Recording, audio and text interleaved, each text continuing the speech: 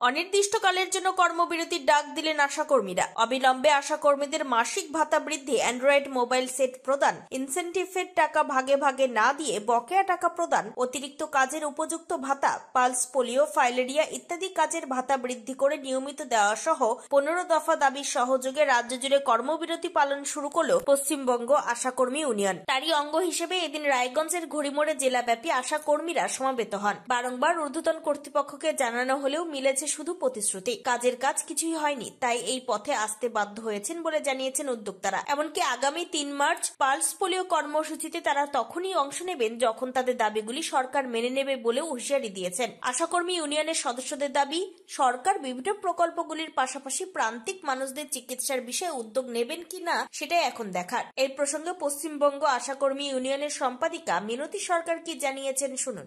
দিদি বলছি, আপনার নাম ও কি দায়িত্বে আছে? আমার নাম মিনতি সরকার, আমি উত্তর দিনাজপুর জেলার সম্পাদিকা। আজকে আপনাদের কি কর্মসূচি?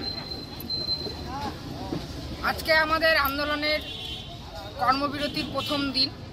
এখানে আমরা বিক্ষিপ্ত সভা একটা আয়োজন করেছিলাম। সকাল 11টার থেকে 4টা অবধি আমাদের এই প্রোগ্রাম চলবে। এখানে কি কারণে আপনাদের এই কর্মবিরতি? দীর্ঘদিন ধরে আমরা আমাদের দাবি দাবা নিয়ে লড়ছি। আমাদের বেতন বৃদ্ধি এবং ইনসেন্টিভ যে ভাগে ভাগে দেওয়া হয় সেটা বন্ধ করা। মুখ্যমন্ত্রী বলছিলেন মোবাইল দিবেন, মোবাইল দেননি। স্বাস্থ্যকর্মীর স্বীকৃতি দেওয়া, এরকম 15টি দফার দাবি নিয়ে আমরা দীর্ঘ কয়েক বছর ধরেই লড়ছি, কিন্তু আমাদের কথা কেউ শুনছে না। যখন আমরা আন্দোলনের দিকে যাচ্ছি, যখন ধর্মঘট ওখানে যে ধর্নায় বসছি, তখন আমাদের স্বাস্থ্যমন্ত্রী চন্দ্রিমা ভট্টাচার্য আমাদের আশ্বাস দেন, না আপনাদের বেতন বৃদ্ধি করা হবে, আপনাদের সব কিছু দেওয়া উচিত, আপনারা সারাদিন এরকম অক্লান্ত পরিশ্রম করেন, মিঠি মিঠি এরকম বহুত কথা আমাদেরকে শুনিয়েছে, কিন্তু বাস্তবায়িক কোনোটাই হচ্ছে না। প্রতিবারই আমরা যাই, স্বাস্থ্য মিশন ডাইরেক্টরকেও জানানো হয়েছে, স্বাস্থ্য ভবনেও জানানো হয়েছে, তারাও বলছে দেখছি, দেখবো, হ্যাঁ একটা কিছু করা উচিত, খালি আশ্বাসই আমাদেরকে দিয়ে যাচ্ছে। এরকম মিথ্যা ছলচাতুরিতে করতে করতে এখন আমাদের দেওয়ালে পিঠ ঠেকে গেছে। আমরা 12 তারিখ বিধানসভাতেও গিয়েছিলাম, যার প্রতিফলনে আমাদের কয়েকজন মেয়েকে অ্যারেস্ট করেছিল, আমাদের দিদিদের অ্যারেস্ট করেছিল। তার প্রতিফলনে আমরা একদিন ধর্মঘট করেছিলাম এবং মিশন ডাইরেক্টর এবং স্বাস্থ্য ভবনকে আমরা জানিয়ে দিয়ে এসেছি যে আমাদের এই দাবি দাবা নিয়ে যদি তারা যদি অতি দ্রুত না ভাবে তাহলে আমরা বৃহত্তর কর্মবিরতির দিকে যাব। কিন্তু তারপরেও দেখলাম কিছু তারা যখন ভাবেনি, তখন আমরা আবার তাকে ডেপুটেশন দিয়ে জানান দিলাম এবং প্রতিটি জেলা, প্রতিটি ব্লককে আমাদের এই কর্মসূচি সম্বন্ধে জানানো আছে যে আমরা 1 তারিখ থেকে আমরা কর্মবিরতিতে যাচ্ছি। কত দিনের কর্মবিরতি করবেন আপনারা? যতদিন সরকার আমাদের কথা না ভাববে ততদিন আমাদের লাগাতার এই কর্মবিরতি চলবে এবং গোটা রাজ্য জুড়ে চলছে। খালি আমাদের জেলা বলে না, আমাদের ব্লক বলে না, এটা গোটা পশ্চিমবঙ্গ জুড়ে এই আন্দোলনটা চলছে।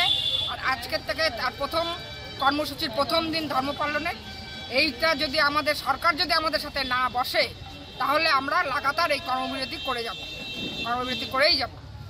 তার মধ্যে আমাদের 1 তারিখ থেকে যেহেতু শুরু হয়েছে, 3 তারিখে পালস পোলিও পড়ে গেছে, কিন্তু পালস পোলিওতে আমরা যোগদান করতে পারছি না। যদি সরকার যদি ভাবে পালস পোলিও টাকা আমাদের বাড়াবে, সরকারি স্বীকৃতি দিবে, আজকের মধ্যে যদি কিছু বলে তাহলে ভালো কথা, আর যদি না বলে তাহলে পালস পোলিও আমরা যাচ্ছি না। একদম এটা লাগাতার চলবে যতদিন। এটা এখন সরকারের উপরে ছাড়া আছে আমরা কি কাজ করব কি করব না। সরকার যদি চায় গ্রামের লোক পরিষেবা পাক, আমরা তো কাজের জন্যই নামছি, আমরা তো কাজ করছি, কোনো কাজ তো না করছি না, সব কাজই করছি। আমাদের পারিশ্রমিকটা ঠিক মতন দেখ। একটা দিন মজুর যেভাবে পারিশ্রমিক পায় আমরা তার অর্ধেকও পাই না, 4 ভাগের যে 1 ভাগ সেই ভাগটাও পাই না। আর সেটার মধ্যে থেকেও আবার ভাগ করে নিয়ে 1000-1500 টাকা যার ইনসেন্টিভ হচ্ছে সেটাও 8 ভাগে 10 ভাগে ভাগ করে 50 টাকায় 100 টাকা করে ঢুকিয়ে। এটা কোনো কাজ হচ্ছে? আমরা সমাজের কাজ করি বলে আমাদের পাশে সমাজের সমস্ত লোকজন আছে, তারাও বলছে দিদি এটা ঠিক করছেন আপনারা। যারা সারাদিন কাজ করবে তারা টাকা পাবে না, তারা ঠান্ডা ঘরে বসে বসে রিপোর্ট নিবে আর লাখ লাখ টাকা তারা কামাই করবে।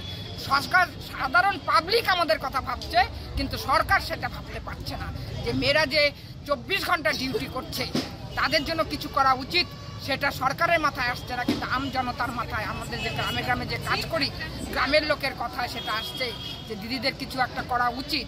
কিন্তু আম পাবলিক তো বাড়াতে পারবে না, পারবে তো সরকার।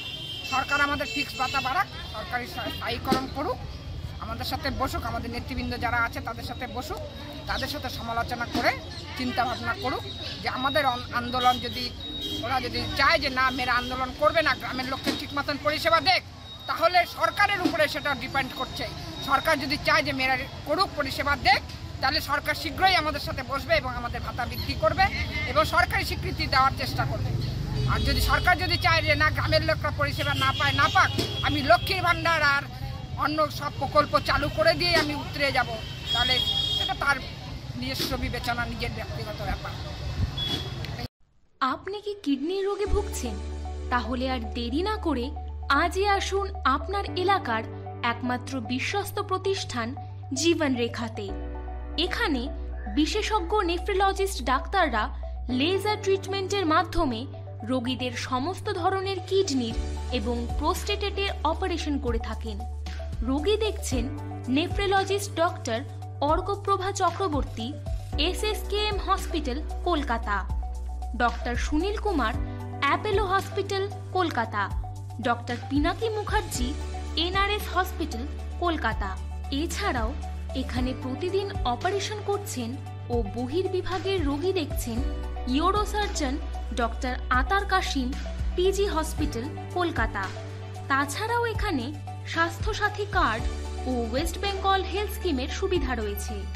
আমাদের ঠিকানা রায়গঞ্জ, উকিলপাড়া। বিশদে জানতে কল করুন 8373066655 অথবা 8373066644 এই নম্বরে।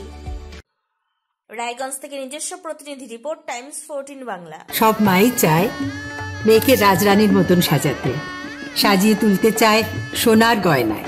ওরিয়েন্ট জুয়েলার্স, সোনা যা সর্বক্ষণের।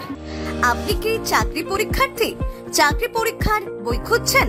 তাহলে আজই চলে আসুন সৌর বুক অ্যান্ড ম্যাগাজিন সেন্টারে। এখানে BSc, WBCS, bank, rail, ICDS, nursing, ANM এবং GNM সহ কেন্দ্রীয় ও রাজ্য সরকারি সকল চাকরির পরীক্ষার বই ও ম্যাগাজিন পাওয়া যায়।